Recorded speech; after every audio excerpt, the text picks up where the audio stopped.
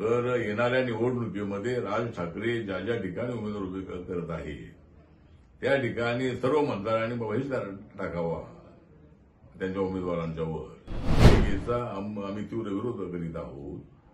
आणि आरक्षण काही झालं तरी जाती व्यवस्था जोपर्यंत संपत नाही तोपर्यंत आम्ही आरक्षणाला धक्का लागू देणार नाही.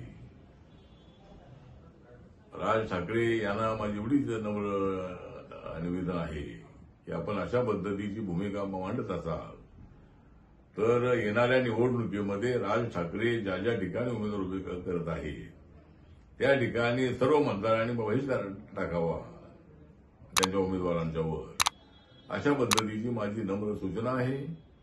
आणि आरक्षण जे आहे ते मराठा समाजाला आरक्षण मिळालंच पाहिजे. सर्वात अगोदर ही मागणी मी केलेली होती की दलित, आदिवासी आणि ओबीसीच्या आरक्षणाला धक्का न लागता मराठा समाजाला आरक्षण मिळालंच पाहिजे. ही भूमिका माझ्या पक्षाची राहिलेली आहे. पॅंथरच्या काळापासून मी मागणी करत आलेलो आहे. आज मनोज जरांगे पाटील अग्रणी त्याची मागणी करतायत, चांगली गोष्ट आहे. पण त्यांचा जो हट्ट आहे ओबीसी मधूनच आरक्षण मिळालं पाहिजे अशा पद्धतीची त्यांची भूमिका जी आहे ती मराठा समाजावर अन्याय करणारी आहे.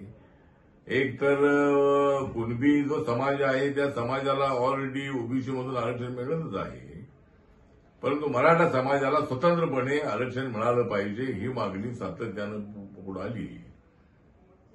आणि त्यामुळं महाराष्ट्र सरकारने माननीय एकनाथ शिंदे, देवेंद्र फडणवीस, अजितदादा पवार यांच्या सरकारने मराठा समाजाला 10% आरक्षण देण्याचा निर्णय घेतलेला आहे आणि त्याची अंमलबजावणी महाराष्ट्रामध्ये सुरू आहे.